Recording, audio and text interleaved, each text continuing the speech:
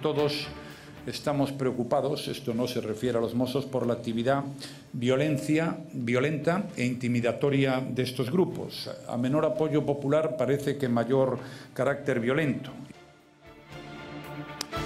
Muy buenas noches y bienvenidos a las noticias de Intereconomía.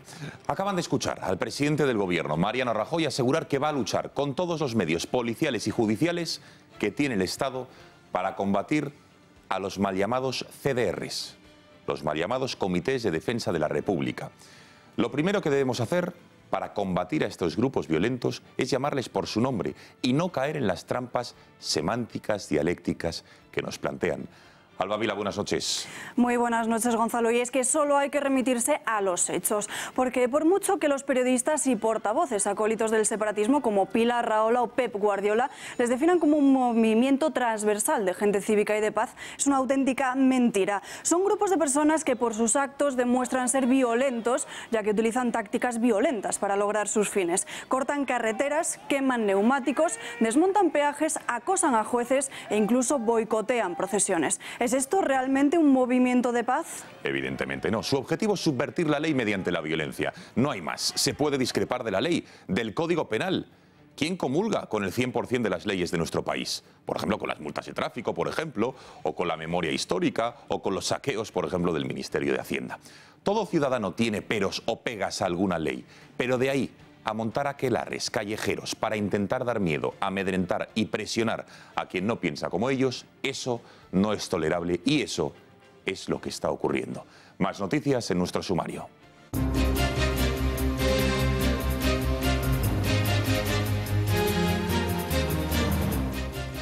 La Semana Santa y el turismo han impulsado la creación de empleo en este último mes de marzo. La cifra de parados ha bajado en casi 48.000 personas, supone el mejor dato en los últimos 9 años. De esta forma, la cifra total de desempleados ha disminuido hasta los 3.422.000 españoles, según los datos publicados hoy por el Ministerio de Empleo.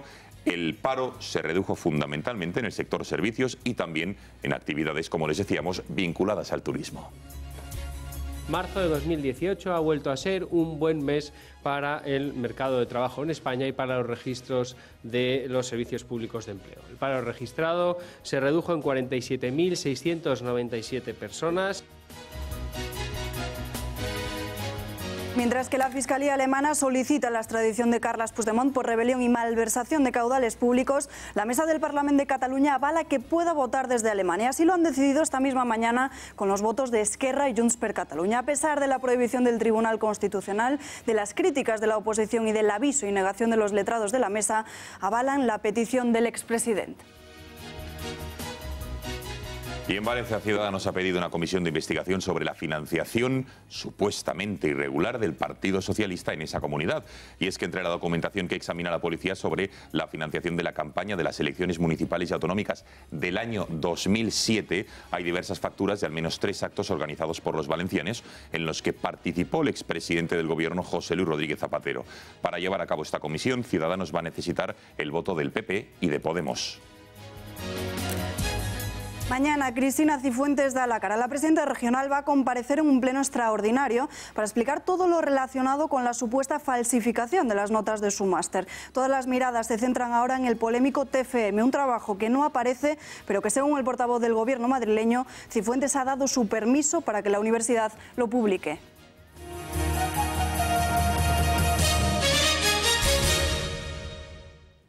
Abrimos la crónica catalana del desafío independentista en Alemania. Y es que la Fiscalía del país que preside Angela Merkel ha solicitado la extradición de Carles Puigdemont por delitos de rebelión y de malversación de caudales públicos. Así lo ha pedido a la audiencia, a los jueces territoriales, que es los que tienen que tomar la última palabra. Mientras tanto, el expresidente va a continuar entre rejas como medida cautelar por, dice la Fiscalía, existir riesgo de fuga hasta dentro de 10 días como mínimo y 60 como máximo, periodo en el que las autoridades germanas deben resolver sobre este procedimiento.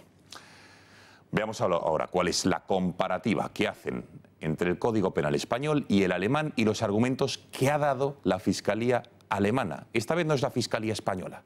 Los separatistas ya no tienen dónde llorar, porque es la Fiscalía germana quien ha pedido a los jueces de Alemania, y ahora veremos qué es lo que dicen los órganos judiciales germanos, que Puigdemont sea extraditado por esos dos delitos y que permanezca en prisión provisional. Alba, cuéntanos. Así es, Gonzalo, como bien decías, son dos los delitos: rebelión y malversación de caudales públicos. ¿Y por qué se imputa el primero de estos delitos? Pues según la Fiscalía alemana, esta acusación contempla esencialmente la celebración de un referéndum inconstitucional, a pesar de que eran de esperar enfrentamientos violentos. Asimismo, considera que el grave delito de rebelión que imputa la justicia española es equivalente al de alta traición que recoge el Código Penal de Alemania. Y es que en este comunicado que remite la Fiscalía también se añade que no es exigible legalmente una coincidencia literal de los preceptos alemanes y españoles. En el caso alemán, el delito de alta traición requiere el uso o amenaza de violencia, y de ahí las discrepancias que ha habido entre algunos juristas.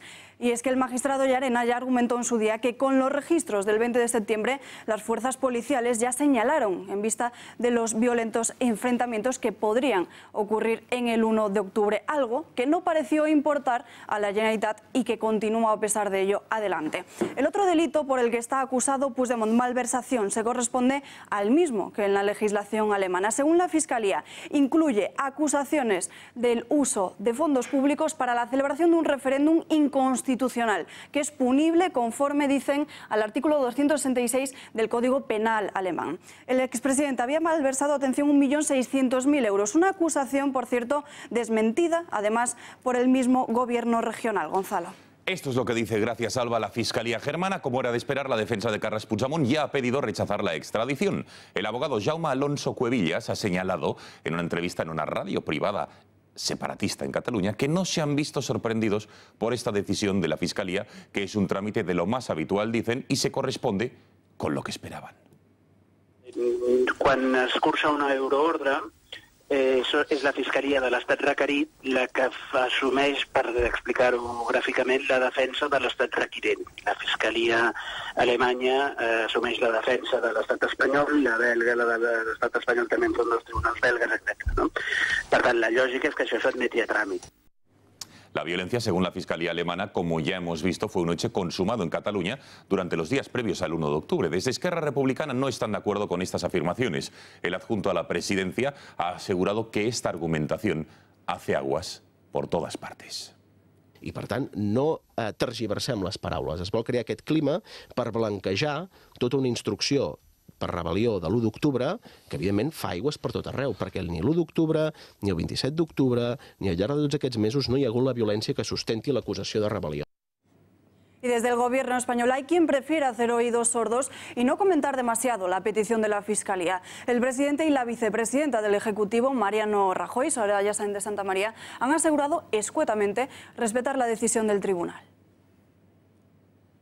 Yo le diré que todos estamos preocupados, esto no se refiere a los mozos, por la actividad violenta e intimidatoria de estos grupos. A menor apoyo popular parece que mayor carácter violento. Y desde luego el Gobierno está determinado a combatir estas conductas con todos los medios policiales y judiciales a su alcance.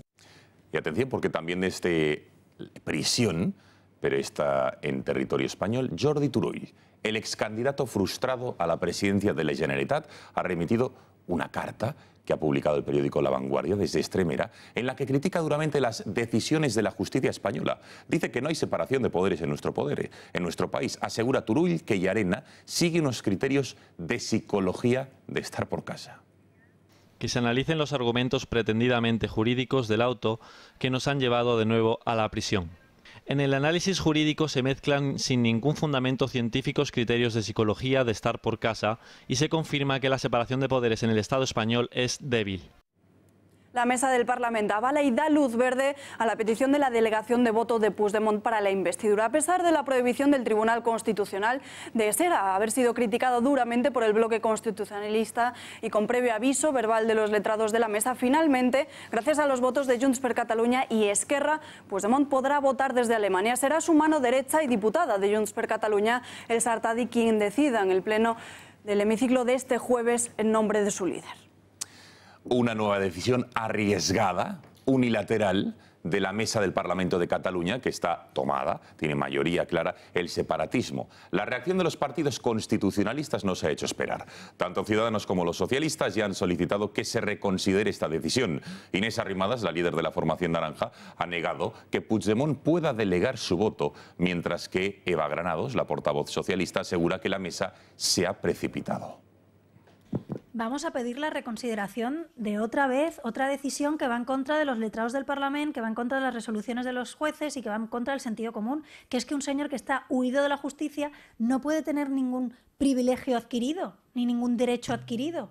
Este señor está huido de la justicia y, por tanto, no puede delegar el voto. Me parece de sentido común, incluso además es que lo dicen los propios letrados del Parlamento. Por tanto, vamos a pedir reconsideración y espero...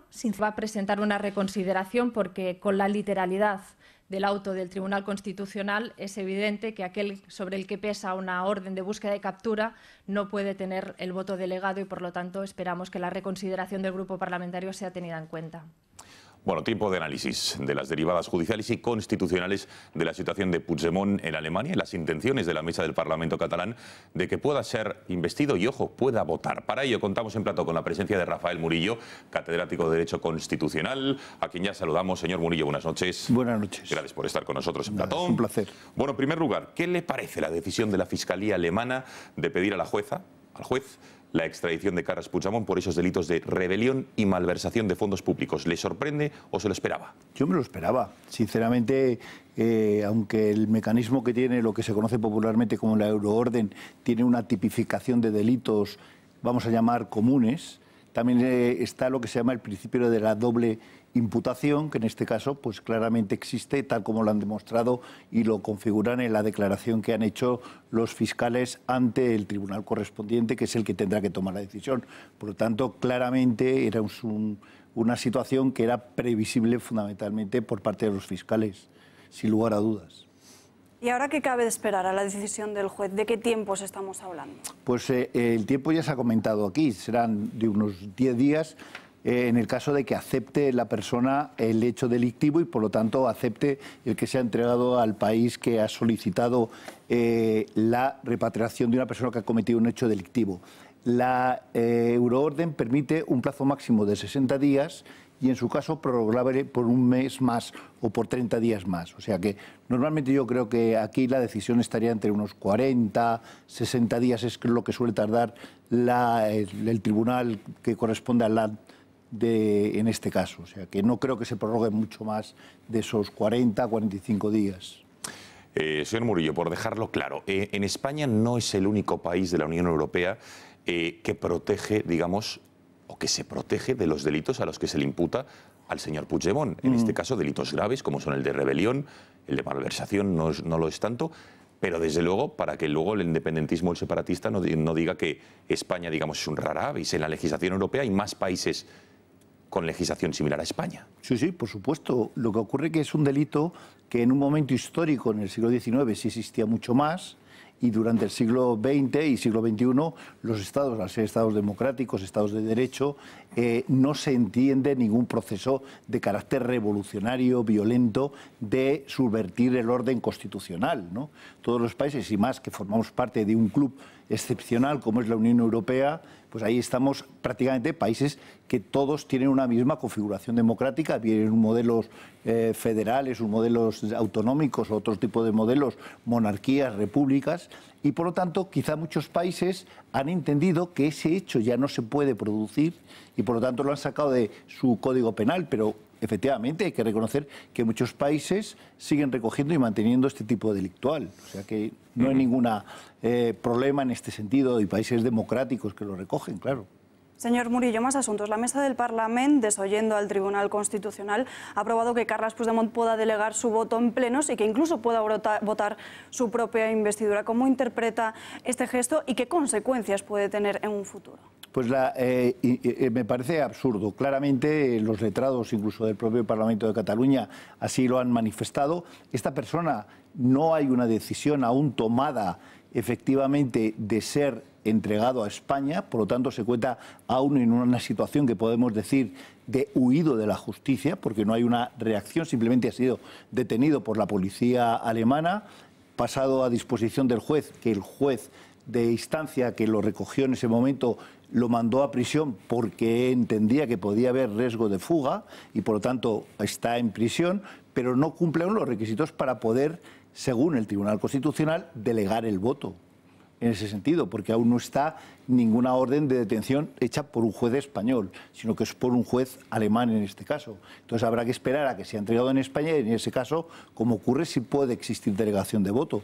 Pero una persona que está fuera de la legalidad española no puede ejercer esa función, y mucho menos, y sería inconcebible que se presentara como candidato a ser presidente de la Generalitat de Cataluña, porque eso lo determina el Tribunal Constitucional, que tiene que estar presente, el debate tiene que ser presente. Por lo tanto, esa es la situación en que se encuentra. Me parece que ahí el Tribunal Constitucional podrá tomar las medidas que tiene de coacción para el cumplimiento, como pueden ser pues, las situaciones de multas o otro tipo de sanciones, como puede ser la suspensión en el ejercicio de su cargo del presidente de la mesa del Parlamento de Cataluña.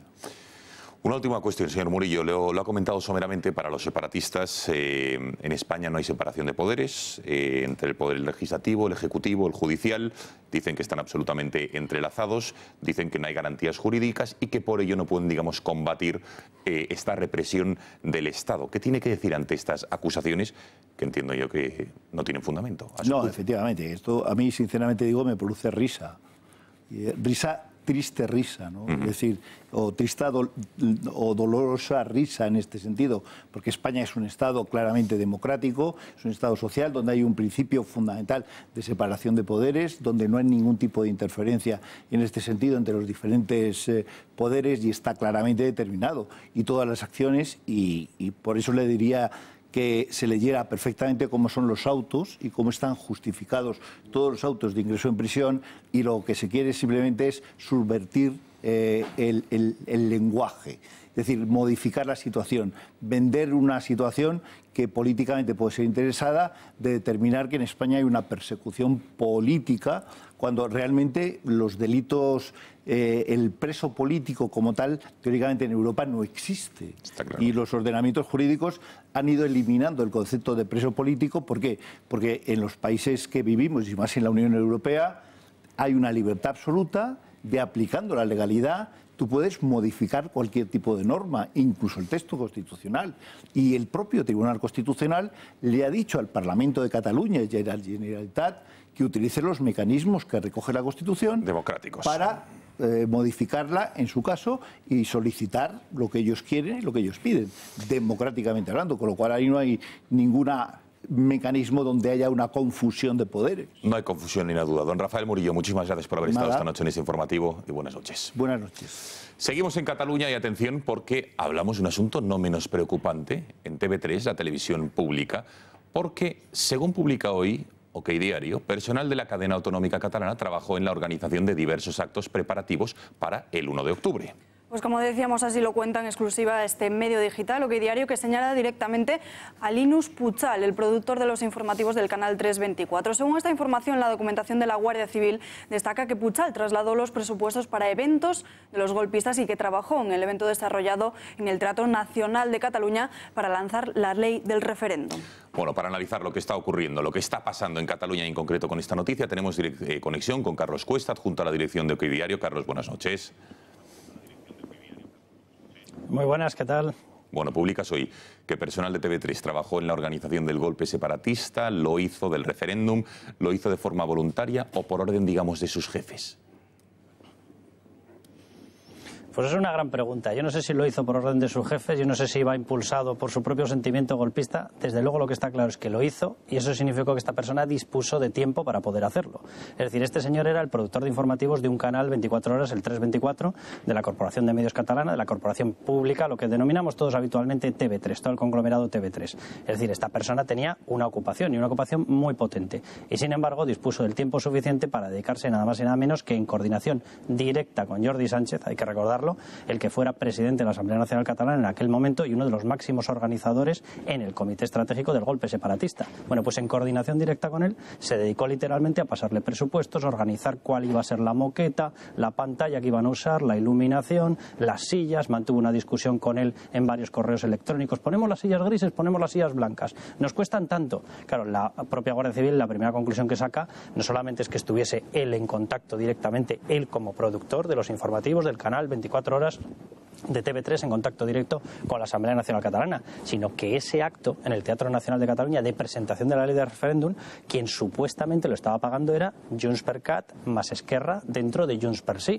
es decir, los partidos del gobierno golpista. Por lo tanto, aquí había una triangulación. Estaba él como productor de los informativos, que estaba colaborando, estaba la Asamblea Nacional Catalana, que recibía los presupuestos, pero teóricamente quien los pagaba era el propio o los partidos del gobierno golpista. Entonces, ¿quién pagaba realmente esto? ¿Con qué dinero se estaba financiando? Con el de la Asamblea Nacional Catalana, porque las facturas iban a nombre de los partidos golpistas. Y resulta que el que lo acababa organizando era un señor de TV3. Es decir, esto es un escándalo a gritos, y yo creo que lo que acaba demostrando es precisamente lo que todos nos estamos preguntando. ¿Por qué no se ha intervenido TV3 cuando es obvio que su propia estructura ha albergado no el sentimiento, sino la práctica golpista? En paralelo, Carlos, hoy hemos conocido que por fin el Ministerio de Interior ha actuado con los Mossos d'Esquadra al despedir a la responsable, a la directora de los Mossos, quien transportó urnas en su vehículo durante el referéndum ilegal del 1 de octubre. ¿Cómo calificarías la actuación del Gobierno con los Mossos desde la aplicación del artículo 155? Vamos a ver, los Mossos son una patata caliente tremenda. Es decir, desde mi punto de vista y desde mi opinión, y soy plenamente consciente de que hay Mossos que son constitucionalistas, que hay Mossos que además lo están pasando muy mal y están solicitando en estos momentos el traspaso a la Policía Nacional utilizando la ley Pasarela. Soy plenamente consciente de que habiendo ese colectivo es un cuerpo entero, los Mossos, que en estos momentos resulta tóxico. Es decir, es un cuerpo que lo que debería estar ocurriendo en estos momentos es que pasase a estar integrado en la Policía Nacional y bajo mando de la Policía Nacional.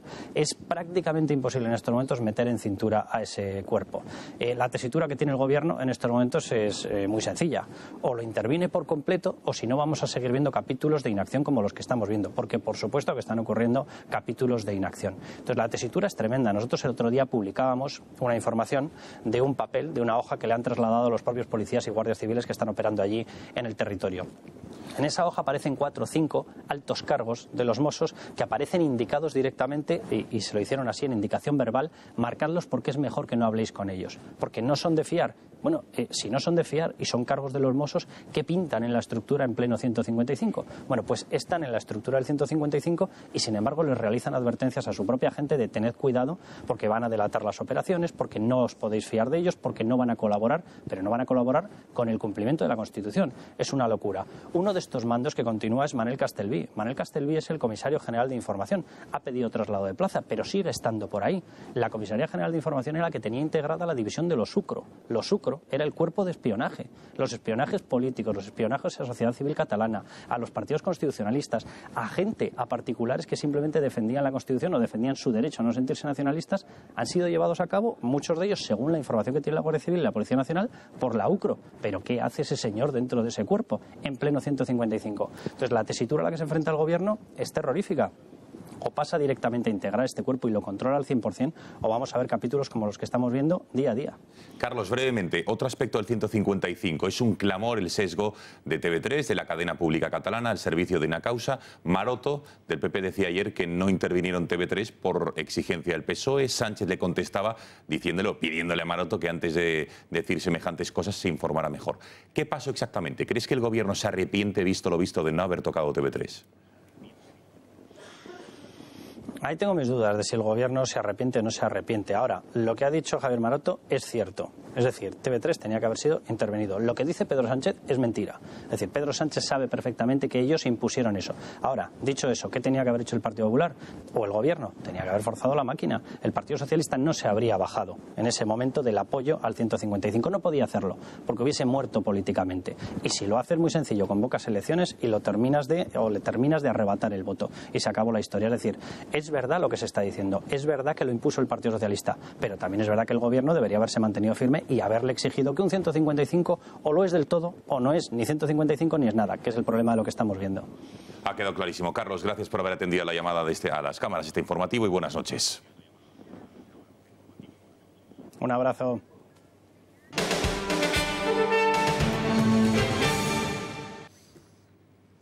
Más asuntos. Tras la detención de Carles Puigdemont en Alemania, el activismo, digamos así, algunos lo llaman callejero, otros lo llaman terrorismo callejero en Cataluña, ha ido en aumento en estos últimos días. La Fiscalía de la Audiencia Nacional ya ha iniciado investigaciones sobre los ya más conocidos, autodenominados como comités de defensa de la República, los responsables de reavivar y endurecer la violencia en la región, en las calles, con acosos, con escraches, a través de cortes en las carreteras, sabotajes en peajes, en las autopistas, amenazas a jueces como el magistrado del Tribunal Supremo Pablo Llarena, el acoso a partidos y organizaciones contrarias al separatismo. Podrían enfrentarse, como decimos, a un delito de rebelión. Y a pesar de que se estén estudiando acciones legales, los comités de defensa de la República avisan de que no van a parar y dicen que seguirán con su lucha ante la criminalización de un Estado que califican de represor.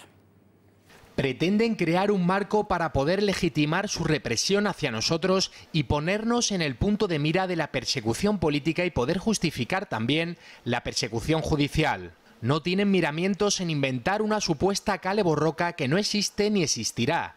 Lo que realmente les da miedo es la existencia de un pueblo unido, alegre y combativo. Los partidos políticos y los medios de comunicación del régimen han emprendido una campaña en la que han comenzado a difundir mentiras para atacarnos y criminalizarnos. Las reacciones no se han hecho esperar y desde las filas republicanas ya están en alerta. Joan Tardá, de Esquerra, niega que se pueda relacionar a los CDR con la kale borroka. Incluso Quim Torra, de Junts per Cat, anima a unirse a ellos. Mientras tanto, el Partido Popular y Ciudadanos consideran que con sus actuaciones se cruzan todas las líneas. Y atención a las palabras de la alcaldesa de la ciudad condal. Colau critica sus acciones, pero las justifica al asegurar que es lógico y dice que debemos preguntarnos cuál es la causa. Yo efectivamente no comparto la estrategia de los CDRs, o sea, no lo comparto porque efectivamente creo que para defender ahora los intereses de Cataluña, pues dañar su imagen, pues sencillamente me parece una forma de autoboicot, pero no es verdad que haya violencia en las calles, no es verdad, y cualquiera que viva en Barcelona o en Cataluña lo sabe. No generemos alarma donde no existe y sobre todo preguntémonos por las causas. Con la situación que hay ahora mismo es lógico que hayan protestas. ¿A qué estáis esperando para implicaros en el CDR de vuestro barrio o ciudad? Señalar públicamente al disidente, atacar sus sedes, atacar sus casas, quemar contenedores o mobiliario urbano. Creo que esto tiene de todo menos pacífico. No son ni un grupo excursionista, ni un grupo de asociaciones de padres. Los comités de defensa de la República son un grupo de violentos sociales. Bueno, para analizar qué son los CDRs, tenemos que escuchar en primer lugar a Pilar Rahola, habitual colaboradora del programa Preguntas Frecuentes, esa tertuliana por antonomasia del separatismo, la tertuliana de cabecera. Fíjense cómo lo define: movimiento cívico i de defensa vecinal. Ver para creer.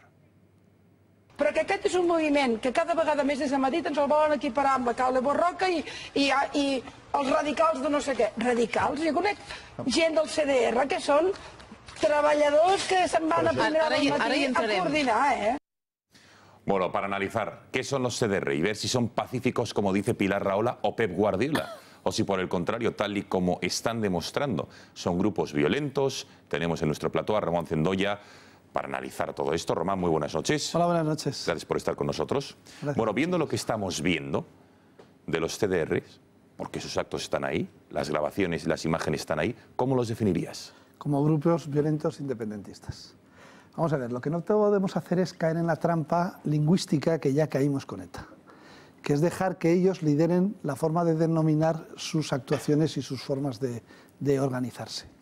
Los CDRs, Comandos de Defensa de la República, que los tienen asumidos todos los medios de comunicación como verbalización propia, es un mensaje positivo. Comandos de Defensa República.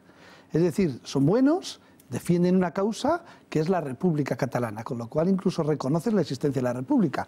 Y lo que son, por sus actos les conoceréis, que decía en los Evangelios, lo que son grupos violentos independentistas. Entonces los CDRs, que son grupos violentos independentistas, porque sería muy malo que después de la experiencia que tuvimos con ETA, ahora con los independentistas y nacionalistas catalanes, cometamos los mismos errores que ya cometimos con los nazi o analistas vascos. Acabamos de escuchar cómo hace unos minutos Pilar Rahola les calificaba como un movimiento cívico, gente de paz. Incluso Pep Guardiola también llegó a asegurar que no se les podía comparar con la Kale Borroka. ¿Qué te parece? Bueno, o sea, a mí siempre me parece un hecho objetivo, viendo la trayectoria vital de Pilar Rahola, que la realidad es exactamente lo contrario de lo que ella dice. Es decir, si ella está a favor de algo, yo siempre tengo que estar en contra, porque si coincidimos es que en algo me estoy equivocando. Entonces, con Pilar Rahola, además que hace la cobra, es una persona que podría aprender modales... Ahí maleducada, sin duda. Sí, no, bueno, teniendo a su hija formada en un colegio carísimo de Suiza, espero que en vacaciones le enseñe buenos modales a su madre. En el momento que empiezas a justificar las barricadas ardiendo, los contenedores ardiendo, los hechos violentos que se están produciendo, el acoso a las personas, lo que estás haciendo es dar cobertura a la violencia, que además los comités de defensa de la República, que empiezan por C, en el momento que su violencia suba un escalón más, pasarán de comités a comandos, que es como conocíamos a los grupos de acción terroristas de ETA. Porque estamos en el borde del inicio de que si eso no es suficiente se dé un paso más adelante por la sensación de frustración que hay. Entonces, Pilar Rahola, el Pep Guardiola, de sus conocimientos de fútbol nunca los pondremos en duda, pero de su actitud política podemos criticarla absolutamente. Comparar la Kale Borroka con los grupos violentos independentistas catalanes es obvio. ¿Por qué? La Kale Borroka era una forma de expresión violenta para defender y luchar contra el Estado español, que a los vascos no nos dejaba ser lo que queríamos ser. Estos CDRs, grupos violentos independentistas, luchan y reivindican lo que el Estado español a los catalanes que han optado por la República no les dejan ser. Es decir, son exactamente equiparables. Si ves la figura de un contenedor ardiendo en la Gran Vía de Bilbao, o en el Boulevard de San Sebastián, y un contenedor ardiendo en la Diagonal de Barcelona, y es exactamente la misma imagen. Entonces, yo no sé si en el análisis del fútbol el señor Guardiola encuentra diferencias donde no las hay. Una pelota redonda la juegue quien la juegue, y se llama balón. Un contenedor ardiendo, lo queme quien lo queme, lo está quemando a alguien que, bueno, utilizando una expresión vasca, que tampoco le tendría que molestar tanto, porque no es española, Kale Borroka, lucha de calle, es lo que están haciendo estos grupos independentistas violentos que tiene el nacionalismo catalán. Lo siento mucho, es que cada día se parecen más a lo que pasó en Euskadi, y cualquier día de estos, como algunos anunciamos hace mucho tiempo, la frustración con muy poca inteligencia, que es lo que caracteriza el nacionalismo, acaba en actos violentos serios, y espero que no, pero que en Cataluña no terminemos teniendo un grupúsculo terrorista. Bueno, me gustaría, Román, que escucháramos al presidente del Gobierno, Mariano Rajoy, quien esta mañana, lo hemos escuchado al comienzo del informativo, aseguraba que va a poner a disposición del Estado, todos los medios del Estado, judiciales, policiales, para luchar contra estos movimientos violentos. Vamos a escucharle. Todos estamos preocupados, esto no se refiere a los Mossos, por la actividad violenta e intimidatoria de estos grupos. A menor apoyo popular parece que mayor carácter violento. Bueno, Román, desde la experiencia que has tenido, lo que has vivido en el País Vasco, ¿cómo se combate a estos movimientos violentos? ¿Cómo se acaba realmente y efectivamente con ellos? Porque desde luego están teniendo una cobertura mediática y un amparo político, por lo que hemos visto, brutal, como ocurrió en el País Vasco. Bien, una justificación incluso. Lo primero que tenía que haber hecho el Gobierno, hacer doctrina dialéctica como la que estoy haciendo yo aquí, que no es llamarles como se autodenominan ellos, sino como lo que son, grupos violentos independentistas, para que alguien diga, pues es verdad, parece que es incluido Cataluña. Lo segundo es convertir los actos de violencia independentista que están vinculados a un delito de secesión y de rebelión a un delito equivalente, de rango menor, pero equivalente, porque es la parte violenta de la secesión y la rebelión. Entonces hay que hacer las modificaciones legales oportunas inmediatas por decreto ley, que tienen que incorporarse inmediatamente al Código Penal para que los jueces puedan actuar. Y lo tercero es que si el 155 se hubiera aplicado como se tenía que haber aplicado, no estaríamos en esta situación de amparo en TV3, dándoles cobertura a Pilar Rahola, explicándoles que son almas de la caridad que se levantan todas las mañanas para hacer el bien, quemando y fastidiando Cataluña, y poniendo toda la carne en el asador, cosa que el señor Rajoy no hace, porque tenía que haber empezado y se hubiera evitado muchísimos de estos problemas si cuando el señor Aznar paró el plan Ibarretxe, que era un elemento secesionista equivalente, con un decreto ley que convertía en delito penal la convocatoria de un referéndum que fue abolido por José Luis Rodríguez Zapatero. Cuando él llegó al gobierno se le dijo restituye ese delito, y es cuando él dijo que es que no se parece a andar y así no se hacen amigos. Entonces ese es el problema que tenemos. Yo dudo mucho de la intensidad y de la energía que pone Rajoy en las cosas, porque con todo el tiempo que lleva no se le conoce precisamente por la energía y la intensidad en las cosas. Así que confiemos en las fuerzas de seguridad del Estado, en los fiscales y en los jueces, que son un poder independiente al de Rajoy, para que sigan cumpliendo con su mandato constitucional de garantizar la unidad de España y la igualdad de los españoles. Román Cendoya, gracias por haber estado una noche más en el informativo y buenas noches. Buenas noches a vosotros.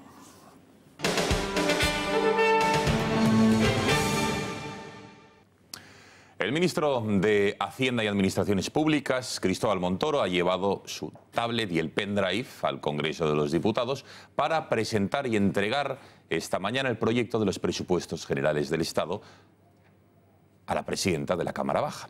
Acto seguido han mantenido una reunión fuera del foco mediático en la que han analizado los plazos y la tramitación parlamentaria de las cuentas de este 2018. Sin embargo, de momento no cuentan con los apoyos suficientes para conseguir que salgan adelante. Subidas salariales a funcionarios, incremento en materia de pensiones y rebajan el IRPF. Según Montoro, los presupuestos van a afectar a más de 13 millones de pensionistas, funcionarios y asalariados. Al mismo tiempo, ha pedido a los demás grupos responsabilidad. Estos son unos presupuestos que vienen acordados con los agentes sociales, acordados con los responsables de administraciones públicas, propios de un gobierno que cumple con su compromiso, que es traer un proyecto de ley nuevo de presupuestos a esta Cámara. En el Congreso de los Diputados, los grupos políticos presentes sabrán asumir su responsabilidad.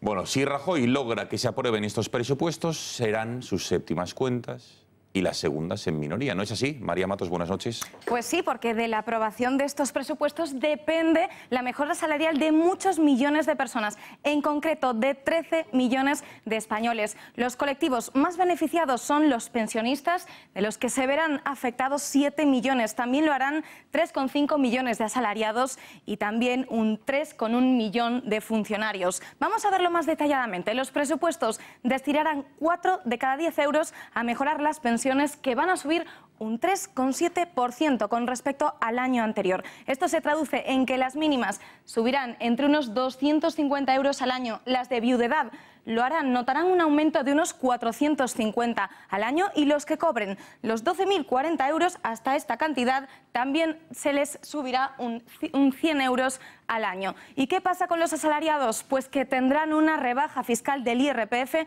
a partir de julio. Los que cobran menos de 14.000 euros no pagarán el IRPF, y los que están entre 14.000 y 18.000 podrán ahorrar unos 440 euros al año. Y beneficios también para los funcionarios, 3,1 millones, como decíamos antes, de personas, de esos empleados públicos, se verán como su salario aumenta un 1,75%. Y también ese acuerdo entre los policías y la Guardia Civil, que van a conseguir esa tan reivindicada equiparación salarial. Y por último, vamos a ver algunos de los puntos más polémicos de estos presupuestos. Subirá la partida para la inversión en infraestructuras un 13,5%, teniendo en cuenta que queda un año para las elecciones. Y atención, porque se suben en sueldo. La Casa Real por segundo año consecutivo lo va a hacer en un 0,8%, y también se va a subir el sueldo el Gobierno en un 1,5%. Es decir, Mariano Rajoy cobrará 1.200 euros más al año. Y una última curiosidad, Rajoy se ha comprometido a no subir la partida de memoria histórica, y así lo ha dejado. Pues María Matos, muchísimas gracias y buenas noches. Y como decimos, los presupuestos del Ejecutivo solo cuentan únicamente con el apoyo de Ciudadanos. Javier Maroto, el vicesecretario de Política Sectorial del partido, critica al PNV y asegura que no tiene ningún sentido que los nacionalistas consideren estos presupuestos. Bueno, nosotros somos partidarios de que el PNV sea parte de la solución y no parte del problema. Y creo que la posición que tiene ahora mismo el PNV, seguramente si el asunto de Cataluña estuviese resuelto, sería otra. Esa política de Estado del 155 es lo que podría, si el PNV no cambia de opinión, que esperemos que lo haga, dejar sin presupuestos al conjunto de España. Y por tanto, para lo bueno y para lo malo, a los partidos que impulsamos el 155 les estamos pidiendo esa responsabilidad. Yo creo que los partidos constitucionalistas estamos obligados, nos guste o no, entendernos, especialmente en temas de Estado. Si dicen que es tan democrático el nuevo PSOE, que abran un debate sobre qué tienen que hacer en un momento como este, ¿no? Porque yo escuchaba a Sánchez en el no es no, y las últimas encuestas tampoco dicen que el PSOE le vaya tan bien con el no es no, porque está bajando y bastante, ¿no? Saber que el pressupost general de l'Estat no incorpora la subvenció a l'Autoritat Metropolitana de Transport de València. Ens pareix intolerable i exigís immediatament als grups que li donen suport a aquests pressupostos, tant al PP com a Ciutadans, que rectifiquen inmediatament. Pero como decimos, estos presupuestos no saldrán adelante si no consiguen los apoyos suficientes para ser aprobados. Saquemos la calculadora y hagamos cuentas, Gonzalo. Eso es, evidentemente, Alba, esto depende de los apoyos parlamentarios que tenga el Partido Popular, en este caso el partido que gobierna nuestro país. Fíjense, si no es a las cuentas, al gobierno, 176 diputados es la mayoría absoluta de 350. Vamos a ver si tienen o no las cuentas el partido de Mariano Rajoy. Cuenta, evidentemente, con los 137 diputados de su grupo parlamentario, Ciudadanos, que ya ha dicho que sí, tiene 32 más, y presumiblemente el apoyo de Coalición Canario y de Nueva Canaria, que es ese partido que debería estar integrado, o está integrado supuestamente en el Partido Socialista, pero que ya en las cuentas pasadas votaron a favor, con lo cual es interesante este reparto. ¿Cuánto da esta suma? Pues echando mano de la calculadora, esto da, como pueden ver todos ustedes, 171 diputados, lejos a 5 escaños de esa mayoría absoluta necesaria. ¿Que quién la forma? Pues el resto de partidos. Y ahora les diremos dónde está la clave. 84 del Partido Socialista, los 71 diputados de Podemos, que ya han dicho que son los presupuestos de la vergüenza. Los separatistas de Esquerra Republicana, evidentemente, no van a apoyar las cuentas de Mariano Rajoy. Tampoco los separatistas del Partido Democrático de Cataluña. Y tampoco Bildu van a estar por la labor de apoyar estas cuentas. ¿Y dónde está la clave? La clave está ni más ni menos que en este partido aquí, en el Partido Nacionalista Vasco. Estos 5 apoyos harían que la balanza cambiase y el PP, el gobierno, pasase de 171 a 176 apoyos, con lo cual ya tendría esa mayoría. Si bien es cierto que Javier Maroto ha dicho que si el PNV dice que mientras el 155 esté en Cataluña no van a apoyar las cuentas, ¿qué es lo que ha pedido? Pues que 5 diputados de los 84 que tiene el Partido Socialista, al azar, da igual, con los ojos tapados, con la nariz quizá también tapada, voten las cuentas y hagan que los presupuestos salgan adelante. Gonzalo, muchas gracias. Y ahora tiempo de análisis. Vamos a ver, a valorar si esos presupuestos son adecuados para la situación económica y política de nuestro país. Y para ello tenemos conexión con el profesor de Economía del CEU, Rafael Pampillón. Señor Pampillón, muy buenas noches. Hola, buenas noches. Una vez más oímos el mantra de que son los presupuestos más sociales de la historia. ¿Comparte este análisis o no? Hombre, son presupuestos sociales porque aumentan las pensiones en un 3,7%, aumenta el gasto en sanidad, el gasto en educación, es una importante subida del gasto y más el de las pensiones, que es el 41% de todo el presupuesto, y eso significa un gasto que habrá que ver cómo se financia. Vamos a ver, profesor Pampillón, las pensiones. Tras las mareas ciudadanas de los jubilados, el Gobierno ha querido plasmar en las cuentas públicas el 73% de ese gasto social al que hacíamos referencia para pagar las pensiones, y se anuncian nuevas medidas para ayudar a las pensionistas que cobran menos. ¿Le parece equilibrado? Bueno, lo que hay que hacer es una reforma de las pensiones, una reforma integral que permita alargar mucho más la edad de jubilación, que apueste más por un sistema de capitalización, de hacer compatible la vida laboral con el cobro de la pensión. Hace falta modificar un sistema que hoy es insostenible y, por tanto, subir, como se va a subir, un 3,7% el gasto en pensiones, es hacerlo todavía más difícil de lo que estaba siendo hasta ahora. ¿Cómo se prevé hacer frente a tanto gasto, señor Pampillón? ¿La partida de ingresos o de reducción de gastos es suficiente? ¿Están equilibradas las cuentas? Bueno, a mí me parece que las cuentas no están equilibradas porque se presupone un déficit público del 2,5%, cuando debería ser mucho menor. Llevamos ya 4 años creciendo muy rápidamente, incluido este año 18, un crecimiento que permitiría unos ingresos lógicamente mayores.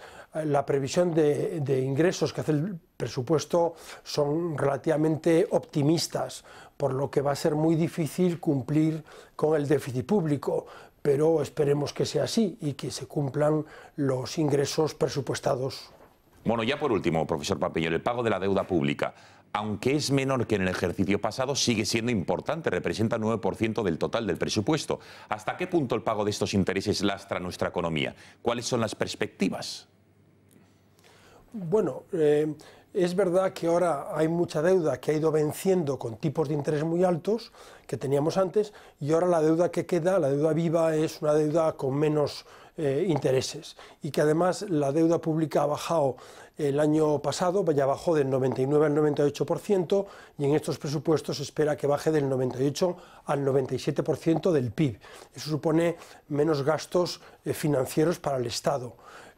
Pero aún seguimos teniendo un nivel de deuda muy alto, y por eso es importante rebajar el déficit para que la deuda disminuya más rápidamente. Profesor Papillon, gracias por haber atendido nuestras cámaras y buenas noches. Gracias a ustedes. Más noticias del ámbito económico. La cifra de parados ha bajado casi en 48.000 personas en este último mes de marzo. Supone el mejor dato desde hace ya 9 años. Que el número de desempleados registrados se sitúa en 3.422.000 y el número de cotizantes supera los 18,5 millones.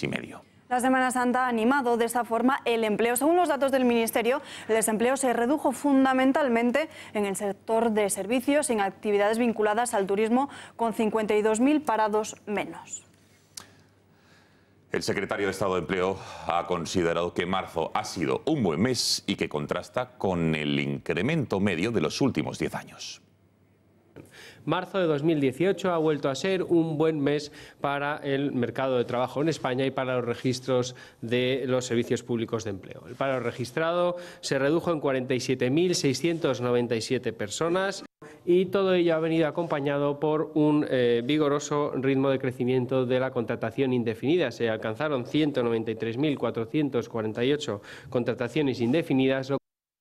Más reacciones. La titular de Empleo ha celebrado estos buenos datos. Fátima Báñez asegura que esta cifra llena de esperanza a los españoles para alcanzar el próximo año los 20 millones de personas trabajando. Los presupuestos para el 2018 son los presupuestos para el empleo, para las familias, para las personas, especialmente pensando en los jóvenes, en los parados de larga duración y también en los pensionistas de España. Por su parte, el gobernador del Banco de España, el señor Linde, Luis María, ha asegurado textualmente que no todos los datos de la economía española son buenos. El gobernador del Banco de España ha puesto de manifiesto la necesidad de disminuir la deuda global en nuestro país. Palabras del gobernador del Banco de España, que vamos a intentar escuchar en los próximos minutos. Unas palabras duras que contrastan con la euforia que ha mantenido el gobierno de nuestro país por los datos del paro. Más asuntos. Ayer en El Gato al Agua estuvo el abogado de diversas víctimas de Cote Cabezudo, un fotógrafo de índole, digamos, erótico, de fotografías subidas de tono, que tiene diversas causas judiciales. Estuvo este abogado, Mario Díez, acompañado de un periodista, Melchor Miralles, que es de los pocos periodistas en nuestro país que está, digamos, destapando esta trama de pornografía infantil, de abuso y de violaciones a menores que incomprensiblemente no está teniendo salida ni eco mediático en España. Intereconomía Televisión también se ha hecho eco del caso de pornografía infantil a manos supuestamente de Cote Cabezudo.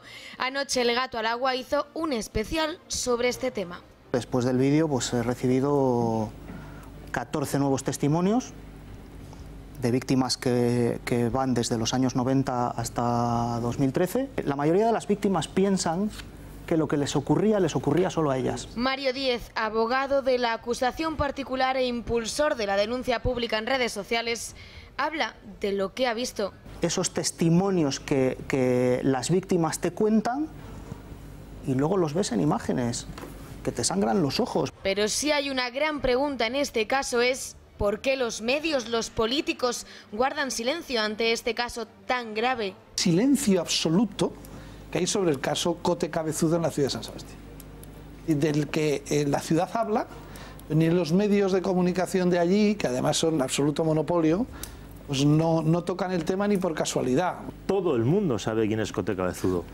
pero cuando sacas este asunto se cierra. Una percepción que a Melchor Miralles, director de Sinfiltros.com, no le suele fallar y que, según él, que Cote Cabezudo dispone de material comprometedor para gente relevante y que Cote Cabezudo le ha dicho a alguien con capacidad de presionar a una jueza, decirle: macho, cuidadito, como yo vaya para adelante, tiro con todos estos vídeos y cada palo que aguante su vela.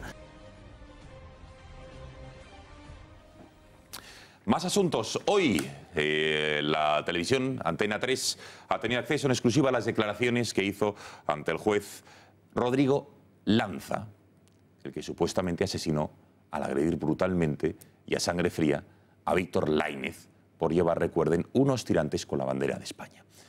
Rodrigo Lanza aseguraba ante la magistrada que paró de agredirle porque lo vio inconsciente e incluso achaca a Laínez que fue él quien le provocó primero al llamarle sudaca y después sacando una navaja para intentar agredirle. Escuchen. ¿La pelea fue siempre de frente? Sí, siempre de frente. En un momento intenté irme y si vino de nuevo y lo aparté otra vez, no sé si se giró o no, pero siempre lo tuve delante al hombre. ¿Usted le dio en algún momento un golpe en la cabeza? Sí, la mano tengo aquí. ¿Pero qué parte de la cabeza le dio? No sé. Hombre, por delante, por detrás. Por delante, por delante. Entonces, en un momento sí que se gira, así como así, y le doy otro golpe por detrás y ahí es cuando cae al suelo. Entonces, un par de golpes sí que ¿cómo se explica usted que este señor tuviera, lo que le causó la muerte fue la rotura de un hueso del occipital?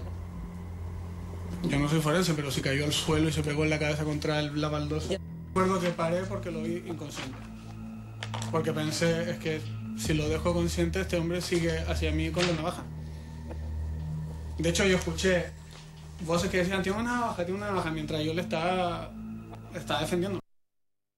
Bueno, para analizar estas declaraciones tenemos conexión, nos vamos a intentar hablar con Juan Carlos Macarrón, que es abogado de la acusación particular de la familia de Víctor Laínez, a quien ya saludamos. Señor Macarrón, buenas noches. Hola, buenas noches. Bueno, hoy se ha hecho público parte de esta declaración de Rodrigo Lanza, el supuesto asesino de Laínez. Niega haber increpado a Víctor por sus tirantes, dijo que lo hizo, o dijo haber actuado en defensa propia porque le llamó sudaca. Bueno, la realidad de lo acontecido es que no hay prueba ninguna de que Víctor Laínez le faltara el respeto. Nadie ha adverado esa manifestación. Lo que sí que está adverado por las pruebas practicadas es que el que en primer término se dirigió a Víctor Laínez para recriminarle su presencia en el bar, para decirle que no le gustaba que estuviera allí, que no quería ver a personas de ese tipo por el barrio, fue el señor Rodrigo Lanza a Víctor Laínez. Eso está acreditado porque los testigos amigas del propio Rodrigo Lanza sí lo dijeron. Eso en primer término. En segundo lugar, en cuanto a los hechos que narraba el señor Lanza en su declaración y que ustedes han oído, lo cierto es que hay dos datos esenciales que yo quiero poner en conocimiento de la audiencia. El primero es que la navaja, aquella tan mencionada navaja, no ha aparecido por ninguna parte. Y en segundo lugar, es un dato muy relevante que tengo que reiterar, y es que el señor Rodrigo Lanza no tenía ningún signo de violencia recibida, no recibió ningún impacto, no recibió ningún golpe.